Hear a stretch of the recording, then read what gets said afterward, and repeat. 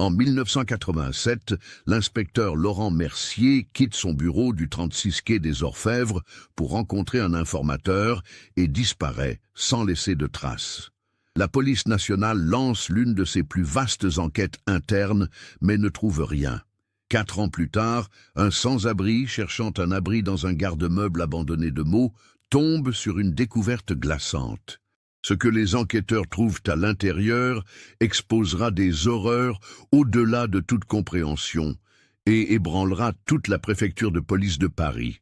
Avant de poursuivre l'histoire de cet inspecteur disparu, si vous appréciez les mystères troublants comme celui-ci, n'oubliez pas de vous abonner à la chaîne et d'activer les notifications.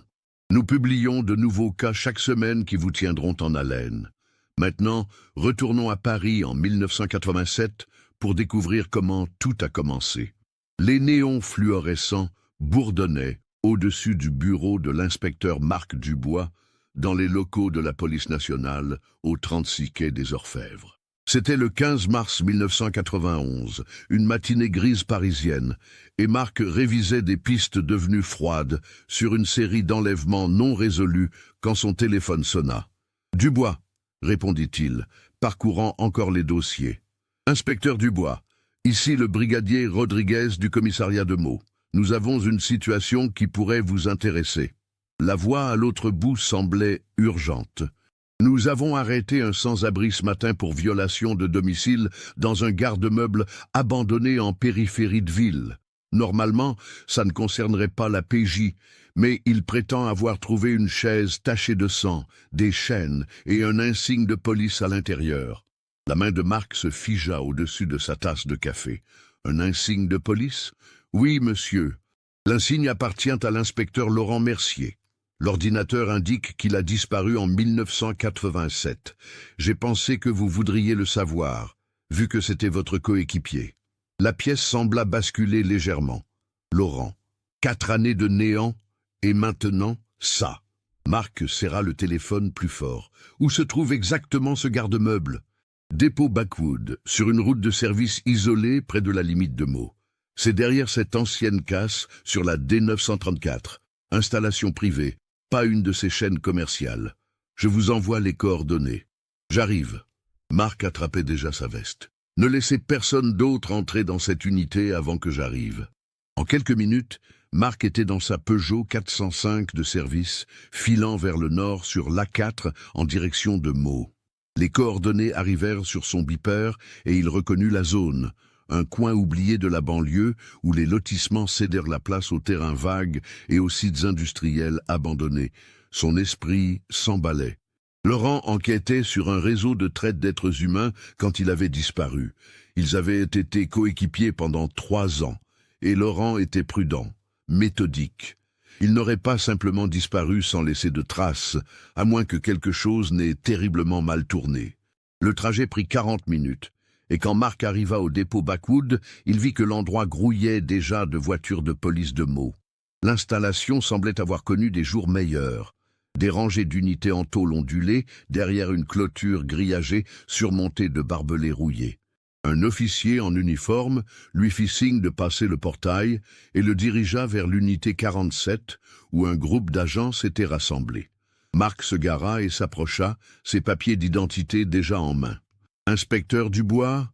Un grand officier hispanique tendit la main. « Je suis le lieutenant Martinez, celui qui vous a appelé. Merci d'être venu si rapidement. »« Montrez-moi ce que vous avez, » dit Marc en suivant Martinez, au-delà du périmètre de sécurité.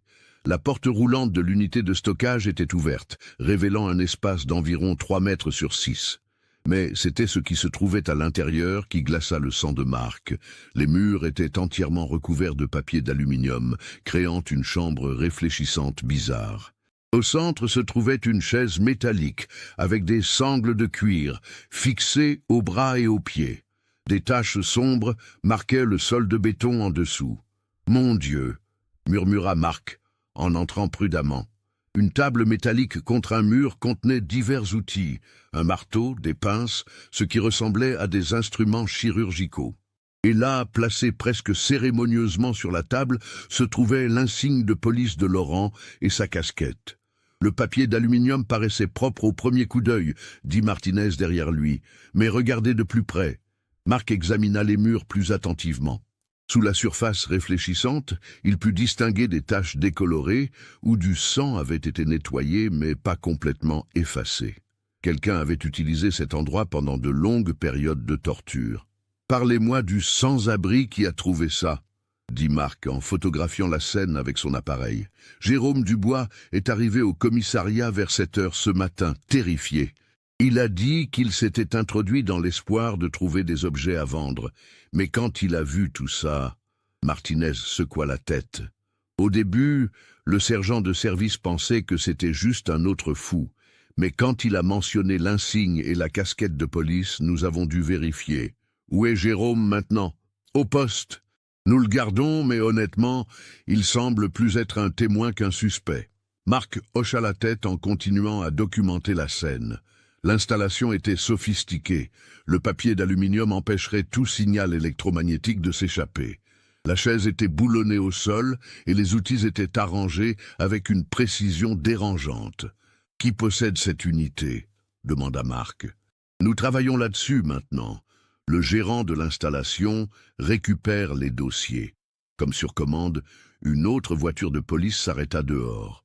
2 officiers flanquaient un homme bien habillé d'une 50aine d'années qui marchait avec l'assurance confiante de quelqu'un habitué à être en charge. « C'est lui !» appela l'un des officiers. « Le propriétaire. » L'homme s'approcha avec une main tendue et un sourire pratiqué. « Philippe Delacroix, je comprends qu'il y a eu des problèmes dans l'une de mes unités locatives. » Le comportement de Martinez changea légèrement. « Monsieur Delacroix, je ne savais pas que vous possédiez cette installation. »« L'une de mes nombreuses propriétés, » dit Philippe avec aisance, « je suis promoteur immobilier. Ce dépôt particulier fait partie de mon portefeuille depuis environ 8 ans. » Il jeta un coup d'œil dans l'unité de stockage et son visage pâlit. « Mon Dieu, qu'est-ce que c'est que tout ça ?» Marc étudia attentivement l'homme.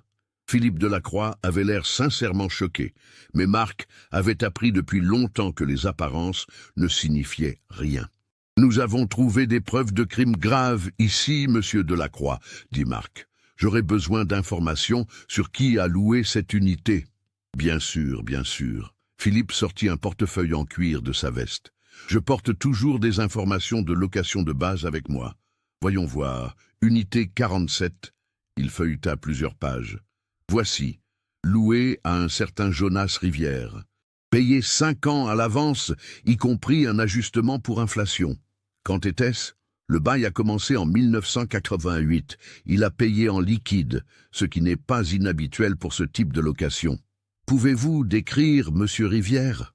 Philippe fronça les sourcils. « Ça fait quelques années, mais homme blanc, peut-être 45-50 ans, taille moyenne, cheveux bruns qui grisonnaient.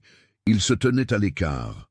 Je me souviens avoir pensé qu'il semblait nerveux, mais les gens qui louent des unités de stockage le sont souvent. Ils traversent généralement des divorces ou des faillites. » Marc prit des notes. « J'aurais besoin d'une liste complète de tous ceux qui ont loué des unités ici, surtout celle-ci. Les dossiers détaillés sont à mon bureau à domicile, » dit Philippe. « Je serais heureux de les récupérer pour vous. Je tiens une documentation approfondie de tous mes baux de propriété hors marché. » Le lieutenant Martinez intervint. « Monsieur Delacroix est bien connu à Meaux. C'est un donateur respecté. Il soutient l'association de bienfaisance de la police, dirige plusieurs œuvres caritatives. Je veux juste aider comme je peux, » dit Philippe. « C'est horrifiant de penser que quelque chose comme ça se passait sur ma propriété. » Marc prit une décision. L'équipe scientifique peut finir de traiter la scène. Monsieur Delacroix, je viendrai avec vous récupérer ces dossiers. Plus tôt nous aurons ces informations, plus tôt nous pourrons trouver qui est responsable. Bien sûr. J'habite à Meaux-la-Montagne, pas loin d'ici. Vous pouvez me suivre ou je monte avec vous. » Marc dit qu'il voulait garder l'homme en vue et mieux le cerner. Alors qu'il marchait vers la voiture de Marc, Philippe continua à parler. « Inspecteur Dubois, je veux que vous sachiez que je coopérerai pleinement. Si quelqu'un a utilisé ma propriété pour quoi que ce soit, ça, je veux qu'il soit attrapé autant que vous. » Marc hocha la tête en démarrant le moteur. Montrez-moi juste le chemin, monsieur Delacroix. » Alors qu'il quittait l'installation de stockage, Marc aperçut la camionnette de la police scientifique arrivant dans son rétroviseur. Quoi qu'il se soit passé dans cette pièce tapissée de papier d'aluminium, quoi qu'il soit arrivé à Laurent, les réponses pourraient se trouver avec le promoteur immobilier nerveux assis à côté de lui. Ou peut-être que Philippe Delacroix était exactement ce qu'il semblait être, un propriétaire innocent pris dans quelque chose de terrible. Le temps le dirait. Pour comprendre l'ampleur de cette découverte, il faut retourner au 12 octobre 1987, le jour où tout a commencé. Laurent Mercier était un inspecteur dévoué de 34 ans, spécialisé dans les enquêtes sur la traite d'êtres humains. Grand, brun aux yeux verts perçants, il était connu pour sa méthode rigoureuse et son obstination à ne jamais abandonner une affaire. Ce matin-là, Laurent était arrivé au 36 quai des Orfèvres vers 7h30, comme toujours. Il travaillait depuis 6 mois sur une enquête complexe concernant un réseau international de trafic d'enfants qui utilisait la France comme point de transit vers d'autres pays européens. Les victimes étaient principalement des mineurs d'Europe de l'Est et d'Asie du Sud-Est, promis à de meilleures vies, mais vendus à des réseaux de prostitution ou de travail forcé. Son coéquipier Marc Dubois se souvenait parfaitement de cette journée. Laurent avait passé la matinée au téléphone avec divers contacts, ses notes s'étalant sur tout son bureau. Vers 11h, il avait reçu un appel qui avait changé son humeur. « J'ai un informateur qui prétend avoir des informations cruciales sur les routes d'approvisionnement », avait dit Laurent à Marc en raccrochant. « Il veut me rencontrer cet après-midi à Aubervilliers, près de l'ancienne usine Citroën. » Marc avait froncé les sourcils. Aubervilliers était une banlieue industrielle au nord de Paris, connue pour ses entrepôts abandonnés et sa population immigrée importante. « Tu veux que je vienne avec toi ?»« Non, il a insisté pour que je vienne seul. Il dit qu'il a peur et qu'il ne parlera qu'à moi. » Laurent avait mis son manteau. « Si je ne suis pas de retour à 18h, commence à t'inquiéter. » C'étaient des derniers mots que Marc entendrait de son coéquipier. À 18h30, quand Laurent ne s'était pas manifesté, Marc avait tenté de le joindre sur son beeper. Pas de réponse. À 19h, il avait alerté leur supérieur, le commissaire Henri Blanchard. À 20h, une équipe était partie pour Aubervilliers. Ils avaient trouvé la Renault 21 de service de Laurent garée près de l'ancienne usine, mais aucun signe de lui. Ses clés étaient encore dans le contact, son arme de service dans l'étui, mais son insigne personnel et sa casquette avaient disparu. Le plus troublant était son carnet de notes, retrouvé ouvert sur le siège passager avec une page arrachée, celle où il avait noté les détails du rendez-vous. L'enquête qui suivit mobilisa des centaines d'agents. La police nationale, la gendarmerie, même la DGSE furent impliqués. Ils interrogèrent tous les informateurs connus de Laurent, vérifièrent ses comptes bancaires, analysèrent ses appels téléphoniques des semaines précédentes. Mais le mystérieux informateur qui l'avait attiré à Aubervilliers semblait ne pas exister. Madame Isabelle Mercier, la femme de Laurent, était enceinte de leur premier enfant quand son mari disparut.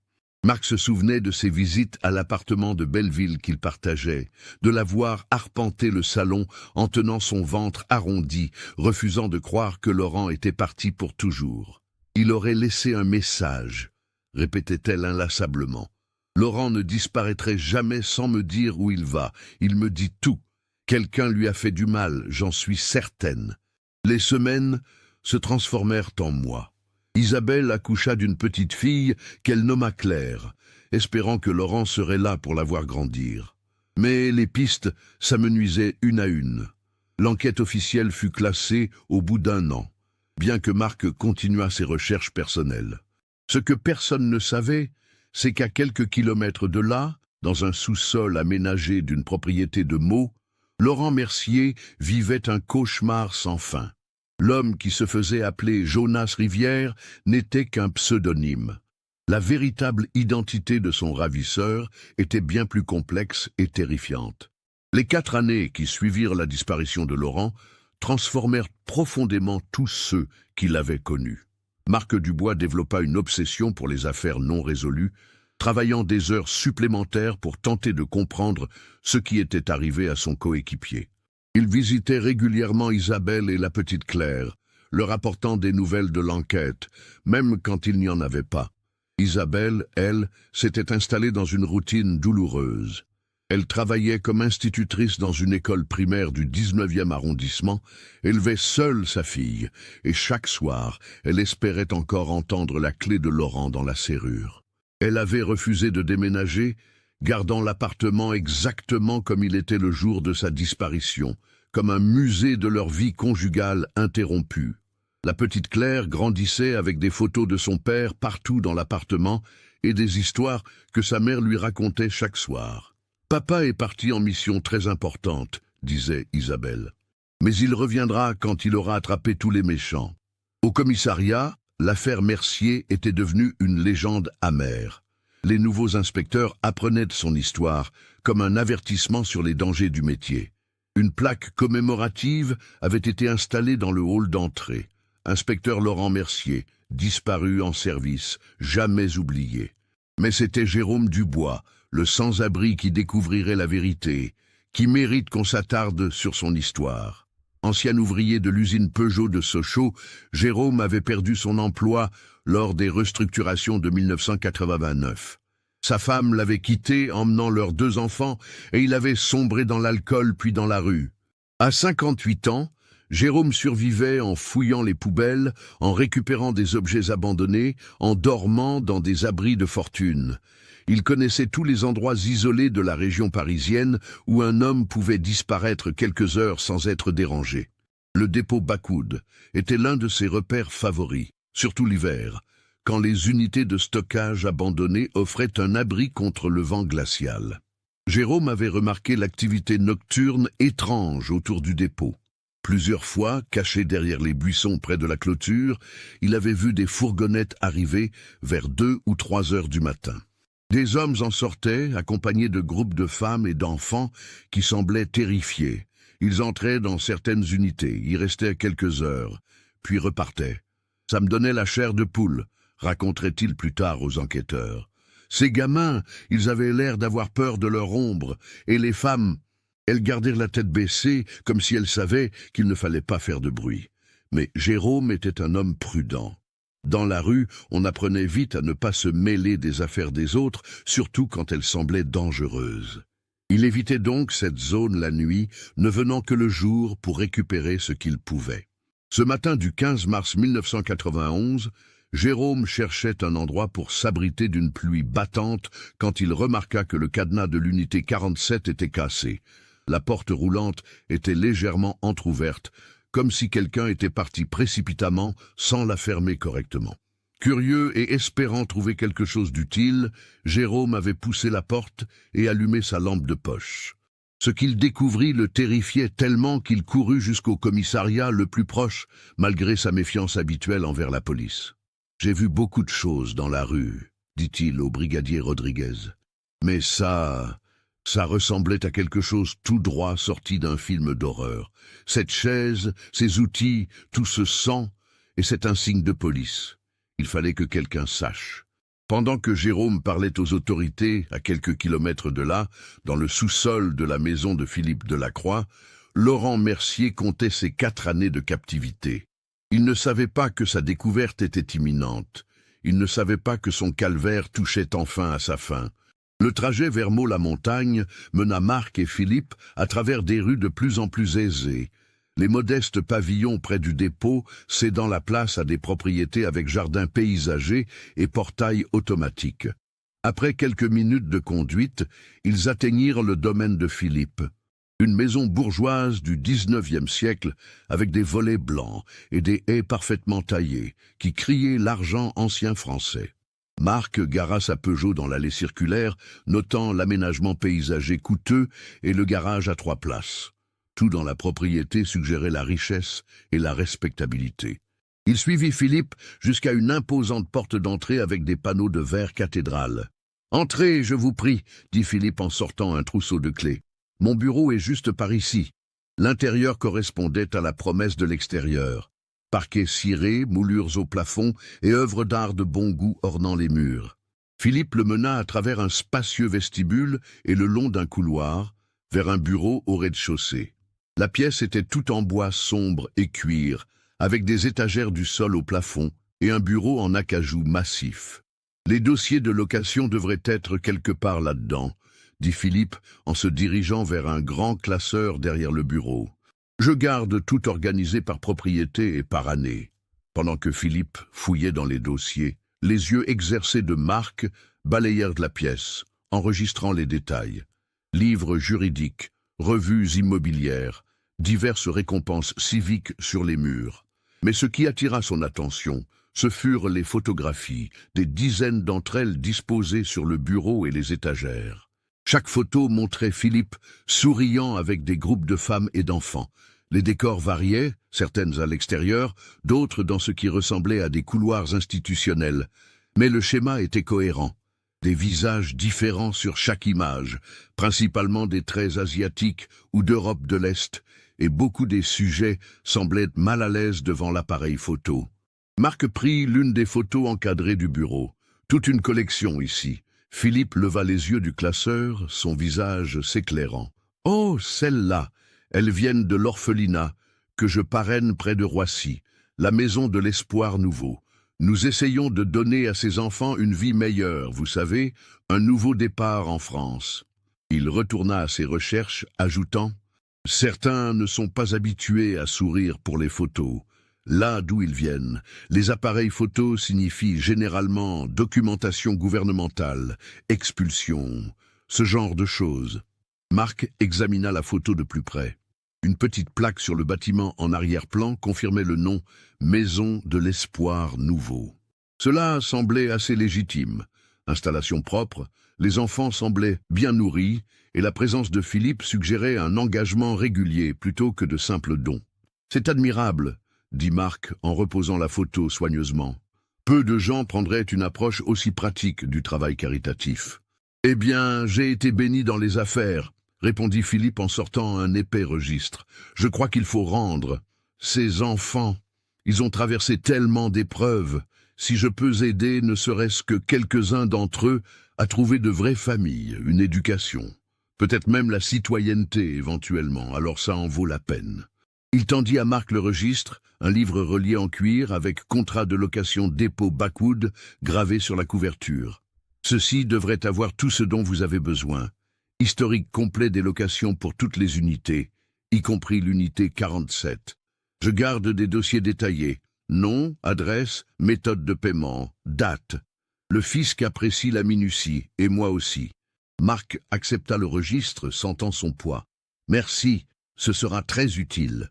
Je n'arrive pas à croire que quelque chose comme ça se soit passé dans l'une de mes propriétés, dit Philippe, en secouant la tête, alors qu'il raccompagnait Marc vers l'entrée principale. Cette installation de stockage, ce n'est pas dans le meilleur quartier de la ville, je sais, mais j'essaie de maintenir des espaces sûrs et propres pour les gens qui en ont besoin. Pensez que quelqu'un l'a transformé en quoi que ce soit. Ils atteignirent l'entrée principale et Philippe ouvrit la porte pour Marc. « S'il vous plaît, inspecteur Dubois, contactez-moi à tout moment si vous avez besoin d'autre chose. Mon numéro personnel, mon bureau, je m'assurerai que vous ayez toutes mes coordonnées. Je veux coopérer pleinement avec la police dans cette enquête. J'apprécie ça, monsieur Delacroix, » dit Marc en glissant le registre sous son bras. « C'est le moins que je puisse faire, » répondit Philippe, son expression grave. Si quelqu'un a utilisé ma propriété pour commettre des crimes, surtout des crimes impliquant un agent fédéral, je veux qu'il soit traduit en justice. Ce genre de choses, ce n'est pas ce que représente Meaux. Nous sommes une bonne communauté ici. » Marc hocha la tête et retourna à sa voiture. Il posa le registre soigneusement sur le siège passager, puis fit marche arrière dans l'allée circulaire. Alors qu'il retournait vers le commissariat, il ne pouvait pas se débarrasser de l'image de toutes ces photographies. Le travail caritatif avec des enfants orphelins était certes admirable, mais quelque chose dans le nombre même de photos, les visages différents sur chacune le tracassait. Pourtant, Philippe Delacroix n'avait été que coopératif. Le registre de location fournirait des pistes, et peut-être qu'ils auraient enfin des réponses sur ce qui était arrivé à Laurent. Marc appuya sur l'accélérateur, impatient de plonger dans les dossiers et de voir ce que Jonas Rivière, ou quel que soit son vrai nom, pourrait avoir laissé derrière lui dans la trace papier. Marc se gara sur le parking du commissariat de Meaux, le registre de location toujours posé sur son siège passager. Le bâtiment en briques à un étage grouillait d'activité, plus que d'habitude pour un mardi après-midi. La nouvelle de la découverte de l'insigne du FBI avait clairement galvanisé tout le commissariat. À l'intérieur, il trouva le lieutenant Martinez en conférence avec un inspecteur en civil près de la salle de traitement des preuves. À travers la vitre, Marc pouvait voir les techniciens photographier la chaise de torture sous plusieurs angles.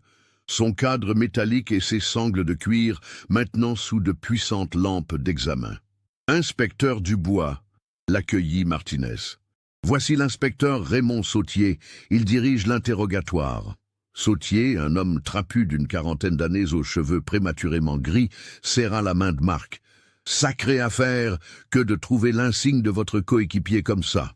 Nous avons traité la scène en profondeur. Cette chaise part pour notre labo pour analyse du sang et relevé d'empreintes. Je veux parler avec Jérôme Dubois, dit Marc, le sans-abri qui a tout trouvé. Sautier se gratta la mâchoire. Nous venons de finir avec lui il y a 20 minutes. Il est en cellule de garde à vue numéro 3. Mais j'ai l'enregistrement complet et la transcription ici si vous voulez d'abord les examiner. Il tenait un dossier Manila et une cassette. Je prends les deux, dit Marc.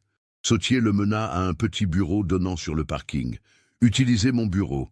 Je serai avec la police scientifique si vous avez besoin de quelque chose. Marc s'installa dans la chaise de bureau usée et inséra la cassette dans le lecteur du bureau de Sautier. Il ouvrit la transcription simultanément, suivant pendant que la voix nerveuse de Jérôme remplissait la pièce. L'entretien commençait par des questions standards. Nom, âge, depuis combien de temps il était dans la rue. Jérôme Dubois, 58 ans, sans abri depuis 2 ans après avoir perdu son emploi à l'usine Peugeot. Sa voix était rauque, probablement à cause d'années de tabagisme, mais ses réponses étaient cohérentes et détaillées. « Je reste généralement dans cette zone », disait la voix enregistrée de Jérôme. « Je me déplace vers différents endroits chaque semaine pour que les flics ne me harcèlent pas.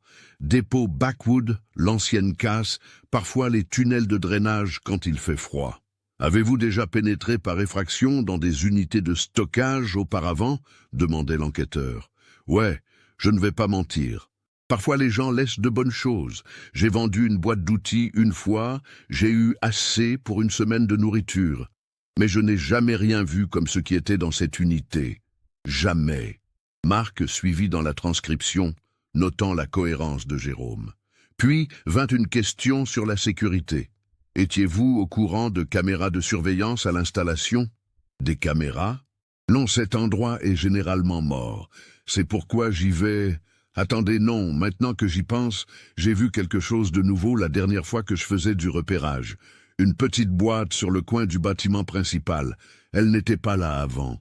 Marc prit note, puis son attention s'aiguisa quand il entendit l'échange suivant. « Pourquoi avez-vous choisi l'unité 47 spécifiquement ?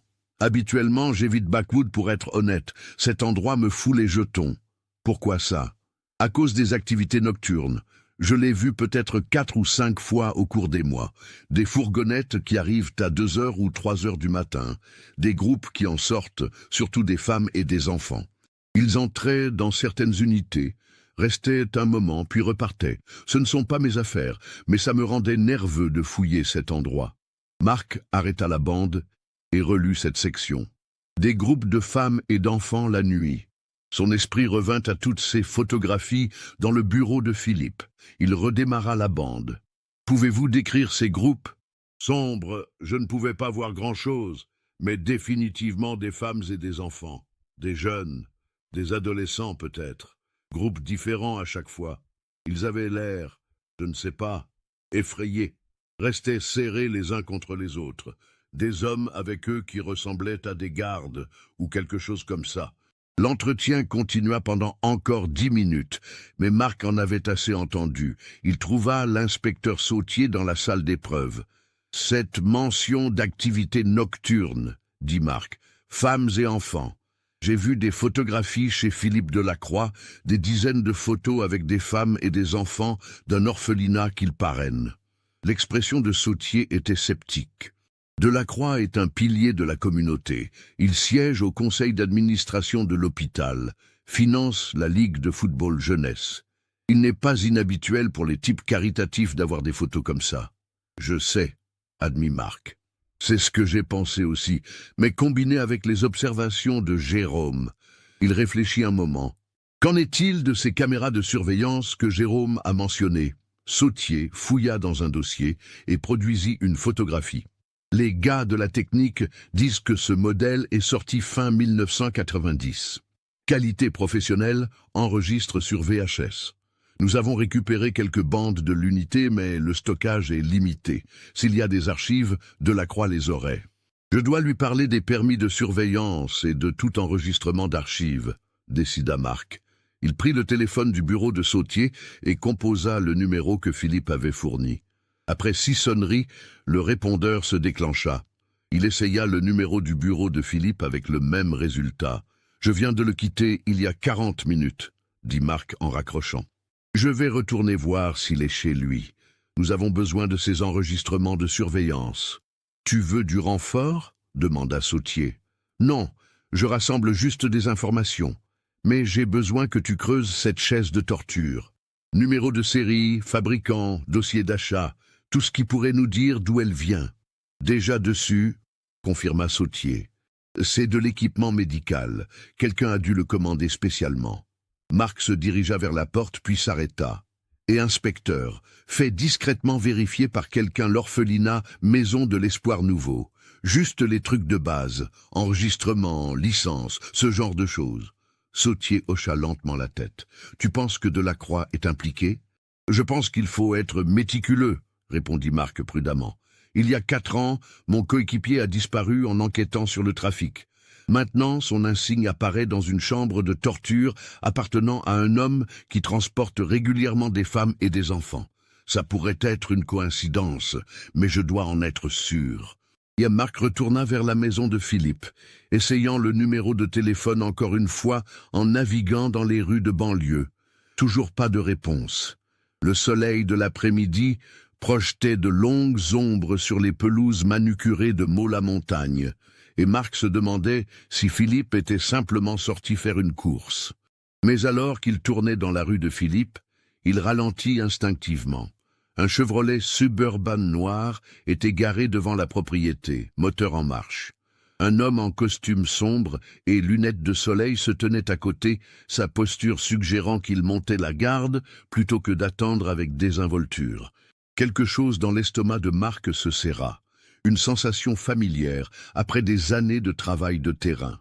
Il se gara à environ 100 mètres, se stationnant derrière un camion d'aménagement paysager qui lui donnait une couverture tout en maintenant une vue claire sur l'allée de Philippe. À travers son pare-brise, il observa Philippe sortir de sa maison accompagné d'un autre homme en lunettes sombres. Même à cette distance, Marc pouvait voir la tension dans leur langage corporel. Le comportement habituellement lisse de Philippe était remplacé par des gestes nets et agités. L'autre homme se tenait rigide, ses mains jointes devant lui comme un soldat au repos. La conversation dura moins de 2 minutes. Philippe fouilla dans sa veste et sortit une épaisse enveloppe manila, scellée avec ce qui ressemblait à du ruban adhésif d'emballage. Il la tendit à l'homme, puis fit un geste vers la zone boisée derrière sa propriété, pointant avec insistance en parlant. L'homme en lunettes de soleil hocha une fois, prit l'enveloppe et retourna rapidement vers le SUV. Philippe resta dans son allée, regardant le véhicule s'éloigner. Ce n'est que quand il eut tourné le coin qu'il retourna dans sa maison. Marc resta figé un moment, pesant ses options. L'échange pouvait être n'importe quoi. Une transaction commerciale, des documents légaux, des questions de sécurité privée. Les hommes riches comme Philippe traitaient souvent avec des gardes du corps et des enquêteurs privés. Mais le timing, si peu de temps après la découverte de l'unité de stockage, le tracassait. Et Philippe avait pointé vers les bois, suggérant une destination plutôt que de donner simplement des directions. Le SUV s'éloignait. Marc prit sa décision et démarra. Maintenant une distance de sécurité en suivant. Il connaissait assez bien cette zone. C'était résidentiel sur plusieurs kilomètres, dans toutes les directions, sans immeubles de bureaux ni centres commerciaux où une réunion d'affaires pourrait avoir lieu. Si Philippe pointait vers une propriété, ce devait être quelque chose de privé, d'isolé. En conduisant, Marc tendit la main vers sa radio et appela le poste. « Ici l'inspecteur Dubois. J'ai besoin que quelqu'un vérifie toutes les propriétés immobilières de Philippe Delacroix et de ses entreprises. Cherchez des propriétés isolées, surtout tout près de la zone de Meaux-la-Montagne. »« Reçu », répondit le dispatcheur. « L'inspecteur Sautier veut savoir si vous avez besoin de renfort. »« Pas encore. Je suis juste en train de suivre une piste, mais ayez une unité en stand-by. » Le SUV noir le mena hors de l'étalement de banlieue et sur la départementale 934, se dirigeant vers l'ouest vers un territoire plus rural. Après environ 15 minutes, il tourna sur une route d'accès gravillonnée, marquée seulement par un panneau en bois patiné. Marc ralentit, laissant le SUV prendre de l'avance avant de suivre. À travers les arbres, il aperçut un grand bâtiment d'apparence institutionnelle avec des murs en stuc blanc et un toit de tuiles rouges. En s'approchant, il put distinguer les lettres sur un panneau monumental. « Maison de l'espoir nouveau, un havre pour les enfants ». C'était le même orphelinat des photographies de Philippe. Marc se gara à distance et observa les hommes sortir du SUV. Ils marchaient avec détermination vers l'entrée principale, celui qui portait l'enveloppe en tête. Une femme d'âge moyen en robe grise émergea pour les accueillir.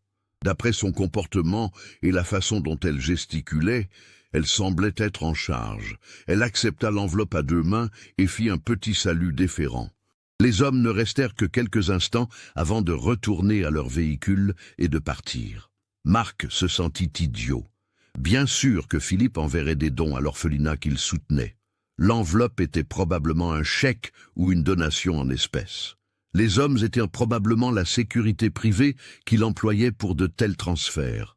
Néanmoins, étant arrivé jusque-là, il décida de jeter un coup d'œil à l'établissement lui-même. Le bâtiment était plus grand qu'il n'apparaissait sur les photographies. Une structure étalée d'un étage qui ressemblait à ce qui avait pu être autrefois une école ou un établissement médical.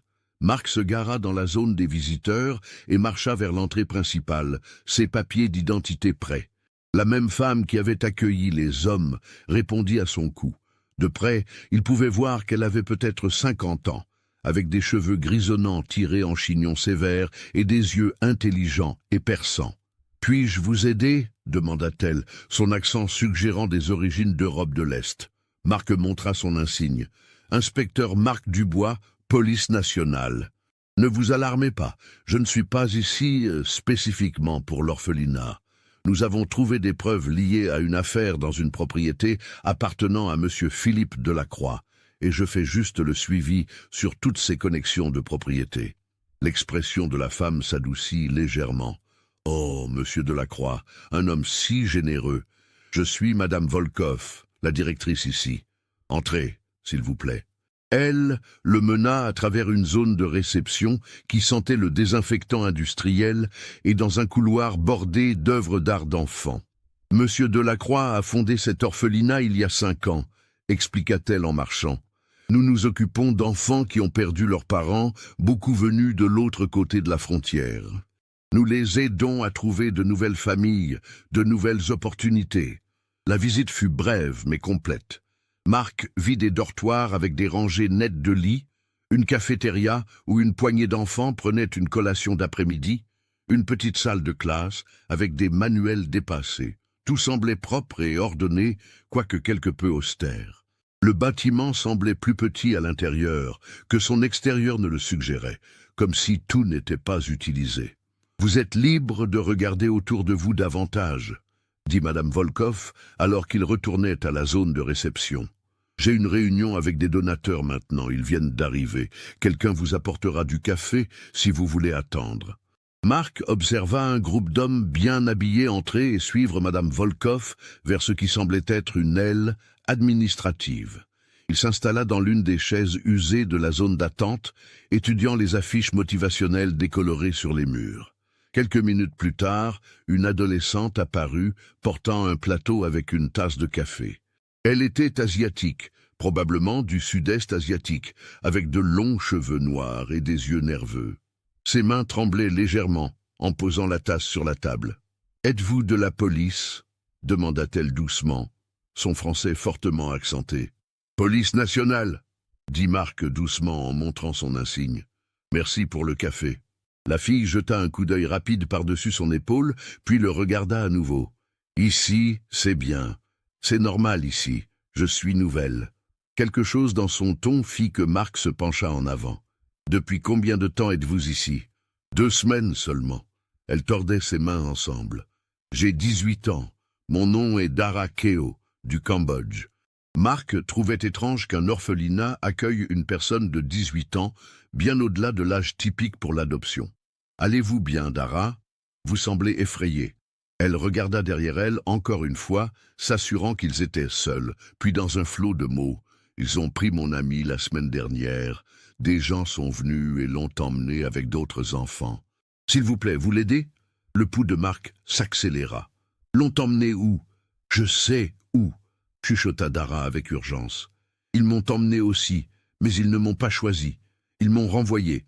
Ils disent que je suis due cette semaine. » « Due pourquoi ? Je ne sais pas. D'autres enfants disent que ce n'est pas bien quand ils disent « due ». S'il vous plaît, j'ai peur. Vous m'aidez ?» Avant que Marc puisse répondre, un membre du personnel masculin apparut dans l'embrasure de la porte. « Dara, viens, tu as des corvées ?» Le visage de la fille devint pâle. Marc se leva. « En fait, je parlais justement à Dara de l'emmener prendre une glace.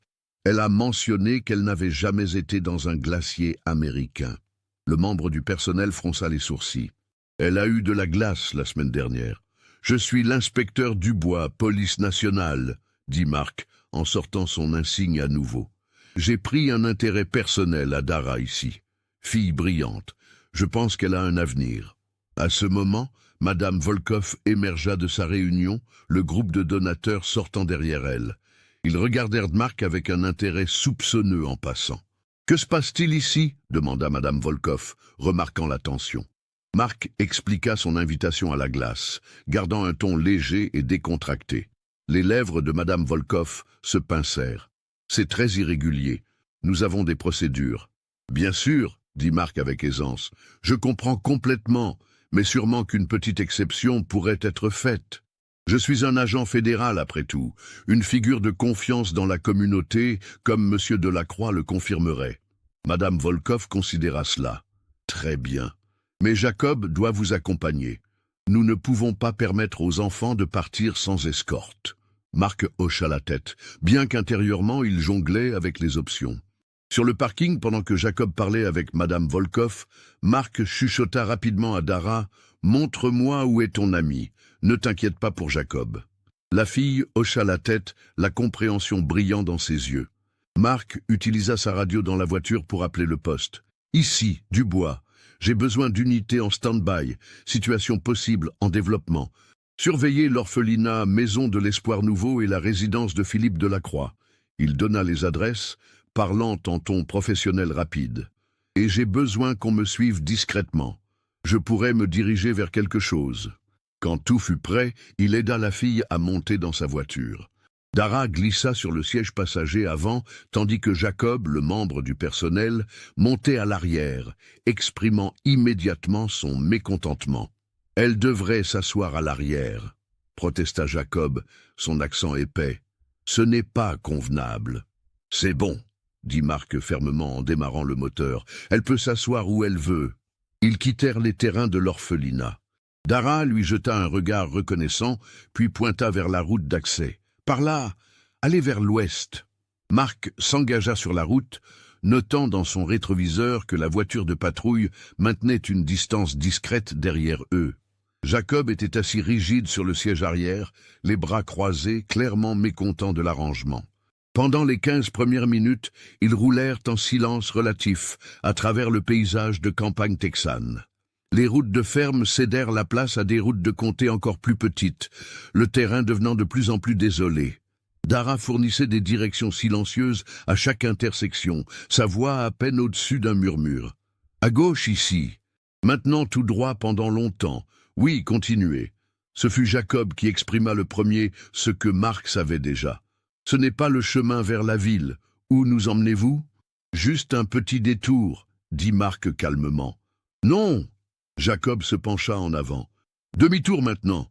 C'est un enlèvement. J'appelle la police. » Marc fit un geste avec son pouce vers la lunette arrière. « La police est déjà ici. Cette voiture de patrouille nous suit depuis que nous avons quitté l'orphelinat. » Jacob se retourna, vit l'unité marquée et son visage devint pâle. « Qu'est-ce que c'est ? Monsieur Delacroix va entendre parler de ça.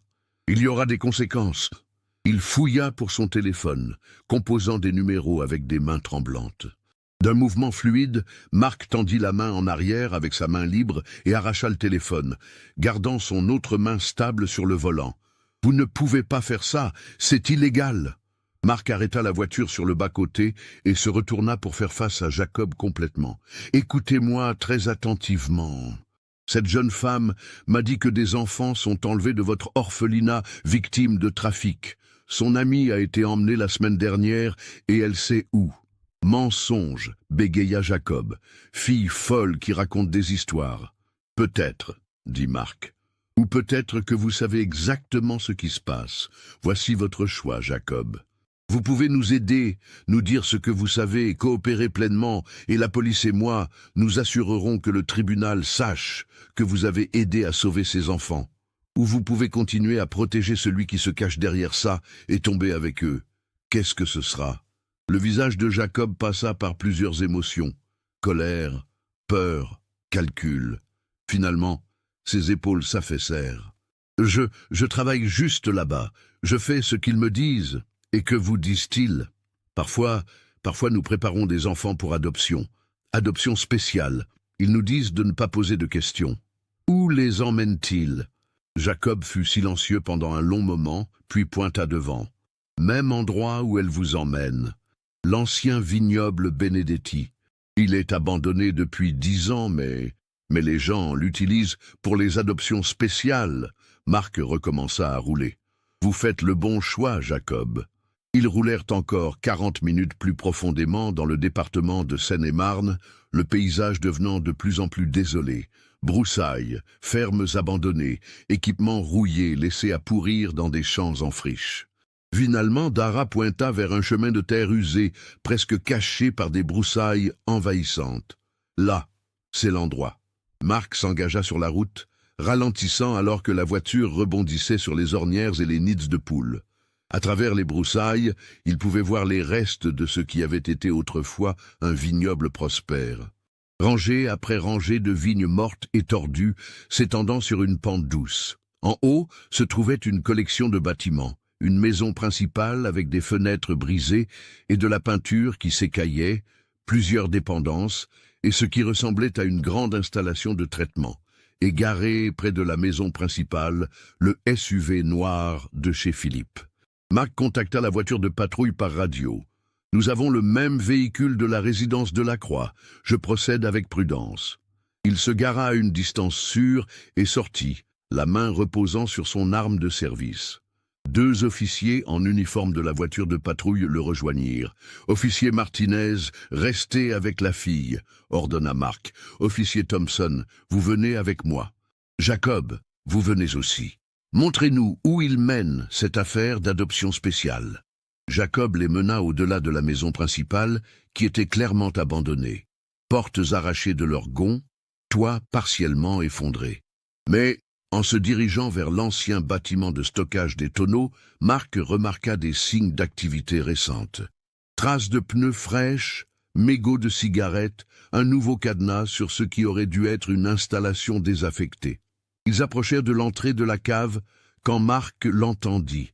Une toux faible et persistante venant de quelque part sous terre, suivie de ce qui ressemblait à quelqu'un luttant contre des entraves. « Demandez des renforts par radio », dit Marc à Thompson doucement. « Et une ambulance, maintenant !» Thompson fit l'appel pendant que Marc étudiait les portes de la cave. Elles semblaient renforcées, plus récentes que la structure environnante. Jacob transpirait, malgré l'air frais de l'après-midi. « Ils sont là-bas en bas », murmura-t-il misérablement. « La chambre spéciale pour la préparation. » Thompson finit son appel radio et examina le mur près de l'entrée de la cave. « Monsieur, regardez ça !» Il poussa contre ce qui semblait être un mur solide, mais qui céda légèrement. Panneau faux, construction récente. Marc dégaina son arme. « Agent fédéral !» cria-t-il. « Quiconque est là-dessous doit monter avec les mains visibles. » Pas de réponse, sauf pour plus de tout et un cri étouffé. « On y va !» décida Marc. Il regarda Jacob. « Dernière chance. Vous êtes avec nous ou contre nous ?»« Avec vous, » chuchota Jacob. « Que Dieu me pardonne. Avec vous. » Les trois hommes descendirent les marches en bois dans l'obscurité. La lampe de poche de Marc balaya un corridor étroit qui s'ouvrait sur un espace souterrain plus grand. L'odeur les frappa en premier. Déchets humains, peur, sueur et quelque chose de médical, antiseptique. Puis la lumière de Marc le trouva. Laurent Mercier, à peine reconnaissable après 4 années, était enchaîné à un rack métallique contre le mur du fond. Ses cheveux étaient longs et emmêlés, son corps squelettique, habillé de haillons sales. Des marques de brûlures et des cicatrices couvraient sa peau exposée. Une oreille manquait, plusieurs doigts disparus.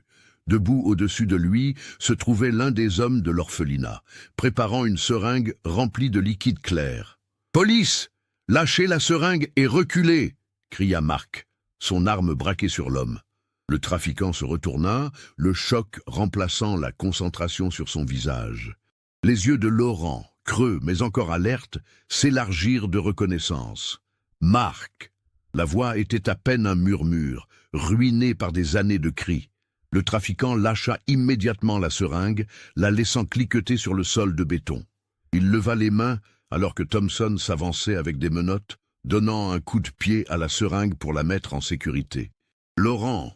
murmura Marc, rengainant son arme pour s'approcher de son coéquipier. « Bon Dieu, nous pensions que tu étais mort !» Avant que Laurent puisse répondre, des pas résonnèrent dans le corridor. 3 autres hommes apparurent, se figeant quand ils virent les officiers. « Mains en l'air maintenant !» commanda Thompson. 2 d'entre eux s'enfuirent immédiatement.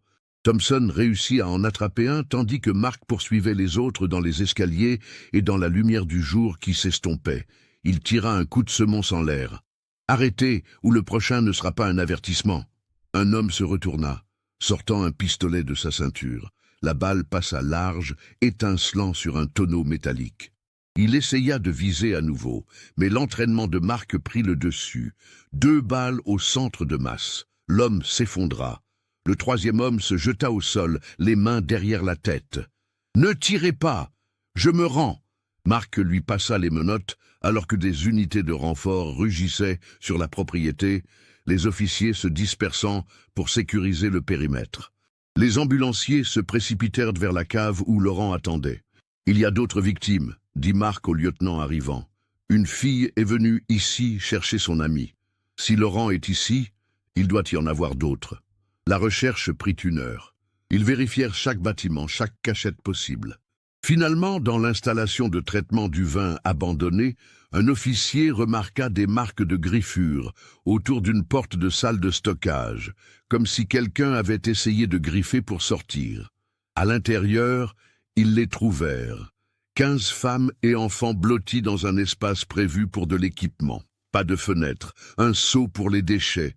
L'odeur était écrasante.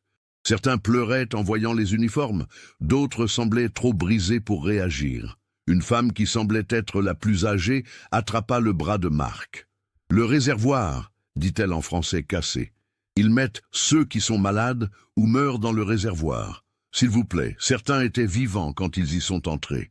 S'il vous plaît, vérifiez. » Marc et Thompson trouvèrent l'échelle d'accès aux cuves de fermentation.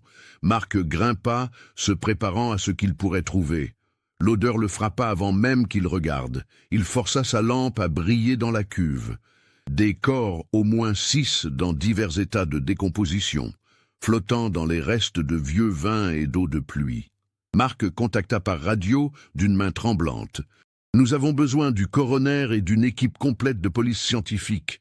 Victimes multiples dans la cuve de fermentation. » Plus tard, le vignoble abandonné s'était transformé en scène de crime coordonné. Les véhicules de secours remplissaient le chemin de terre, leurs gyrophares peignant les vignes mortes en rouge et bleu alternés. Les agents du FBI et la police locale bougeaient avec une efficacité pratiquée, sécurisant les preuves et traitant les multiples scènes de crime. Mark se tenait près de l'installation de traitement, regardant les ambulanciers conduire soigneusement les femmes et enfants sauvés vers les ambulances en attente. Sa radio grésilla. Unité 12 à toutes les unités. Le suspect, Philippe Delacroix, a été appréhendé à sa résidence. Il est transporté au commissariat de Meaux pour mise en garde à vue. Un petit soulagement envahit Marc. Au moins, il tenait l'homme au sommet. Il regarda les officiers escorter les trafiquants vers les voitures de patrouille, leurs mains menottées dans le dos. Celui que Marc avait abattu était chargé dans le fourgon du coroner, un résultat nécessaire qui le laissait encore vide.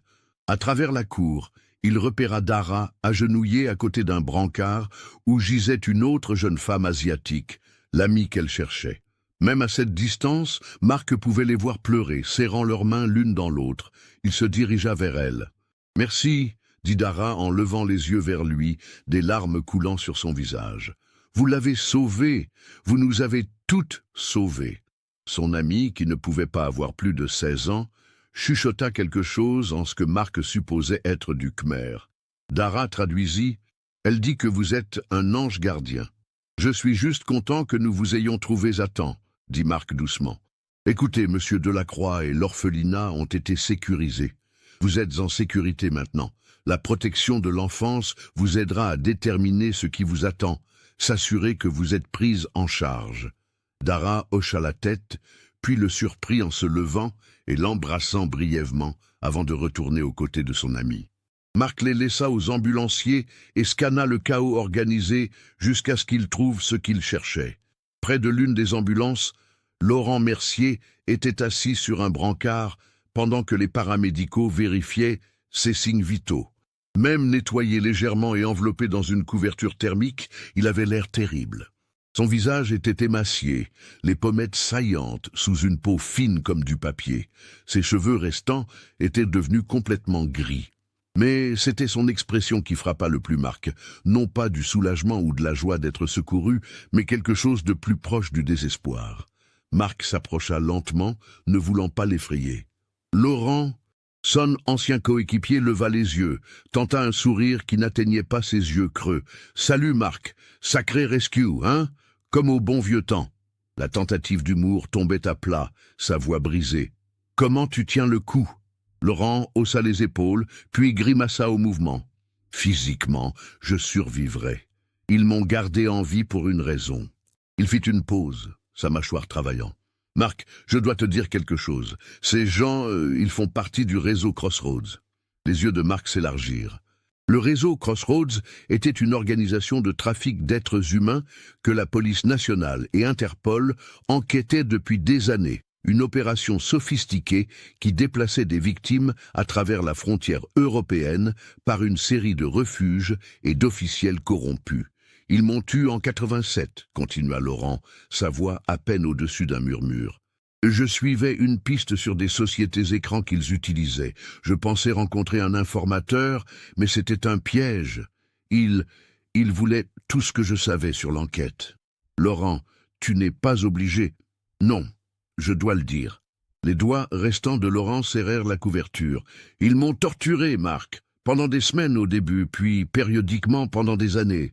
La chaise que tu as trouvée n'était qu'un de leurs outils. Ils m'ont brisé, j'ai tout donné. » Sa voix se brisa. « À cause de ce que j'ai dit, ils ont pu restructurer toute leur opération, éviter nos raids, s'étendre vers de nouveaux territoires.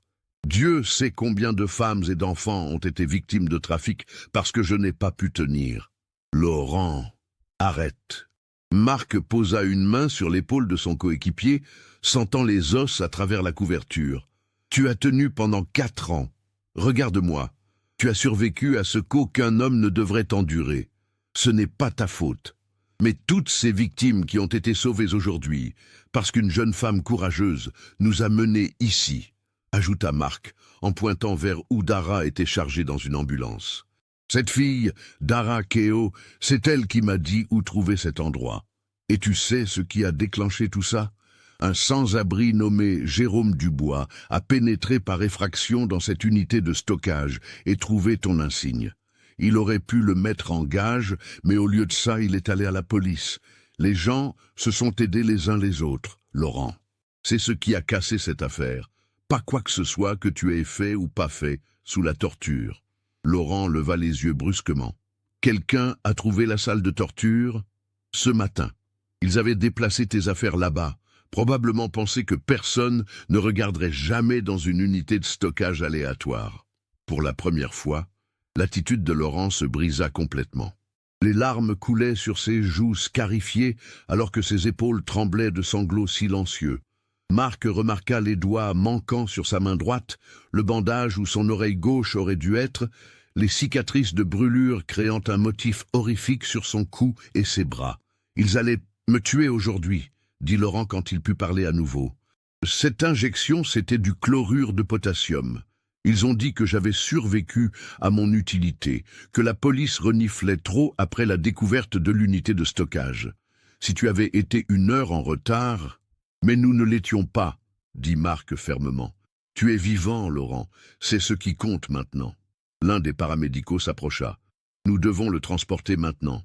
Il a besoin de soins hospitaliers immédiats. Malnutrition, blessures infectées, possible dommage d'organes de captivité prolongée. Marc serra doucement l'épaule de Laurent. Je viendrai te voir à l'hôpital. Nous parlerons plus quand tu te sentiras mieux. Laurent hocha faiblement la tête alors que les paramédicaux le préparaient pour le transport. « Marc, merci de ne pas avoir abandonné. Les coéquipiers n'abandonnent pas l'un l'autre, » répondit Marc. Il regarda alors qu'il chargeait Laurent dans l'ambulance, suivi par les victimes sauvées dans d'autres véhicules d'urgence. Le soleil se couchait maintenant, projetant de longues ombres sur le vignoble abandonné. Le ruban de scènes de crime flottait dans la brise du soir, marquant les endroits où des horreurs inimaginables s'étaient produites. Le commissariat de Meaux bourdonnait d'activité quand Marc arriva. L'ampleur de l'opération signifiait que chaque salle d'interrogatoire disponible était occupée par des agents fédéraux et des inspecteurs locaux travaillant en tandem pour traiter les suspects. Marc se dirigea dans le couloir, jetant un coup d'œil par les fenêtres d'observation. Dans la première salle, Madame Volkov était assise rigide sur sa chaise, son attitude composée d'avant complètement effondrée, alors que les inspecteurs la pressaient sur le rôle de l'orphelinat dans l'opération de trafic. À côté, 2 des hommes du vignoble étaient interrogés séparément, leurs façades dures s'effritant sous le poids des preuves. Mais c'était la salle au bout du couloir qui attira l'attention de Marc. Il entra dans la zone d'observation, rejoignant plusieurs officiers déjà en train de regarder à travers la glace sans teint. L'intérieur, Philippe Delacroix était assis en face de l'inspecteur Sautier et d'un interrogateur du FBI que Marc reconnut comme l'agent Patricia Chen. Philippe ne ressemblait en rien au philanthrope poli de ce matin. Son costume coûteux était froissé, ses cheveux argentés et bourriffés, mais c'était ses yeux qui avaient le plus changé. La chaleur confiante remplacée par un calcul froid alors qu'il semblait peser ses options. « Parlez-nous de Laurent Mercier », disait l'agent Chen. « Nous savons que vous l'avez détenu. Nous l'avons trouvé. Alors passons les dénis et arrivons à la vérité. » Philippe fut silencieux pendant un long moment, puis se pencha en arrière dans sa chaise. Quand il parla, sa voix était factuelle, comme s'il discutait d'une transaction commerciale. L'agent Mercier enquêtait sur nos opérations transfrontalières en 1987, se concentrant sur des propriétés rurales non enregistrées que nous utilisions comme point de passage.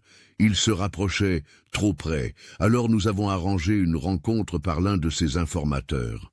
Nous lui avons dit que nous avions des informations sur un grand envoi. « Où était cette rencontre ?» demanda Sautier. « Un magasin de matériel abandonné à la périphérie d'Aubervilliers. Une de mes propriétés, naturellement.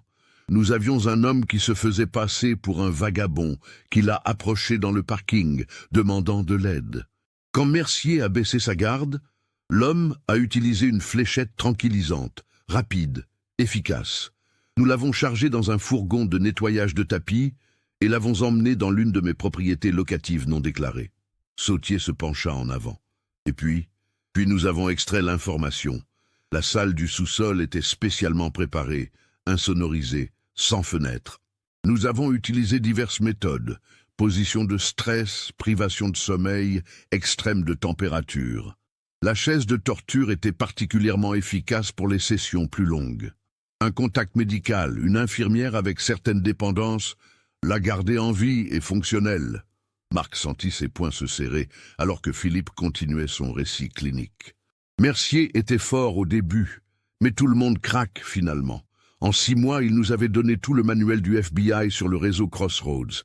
Localisation des refuges, identité sous couverture, horaire de surveillance, raids planifiés.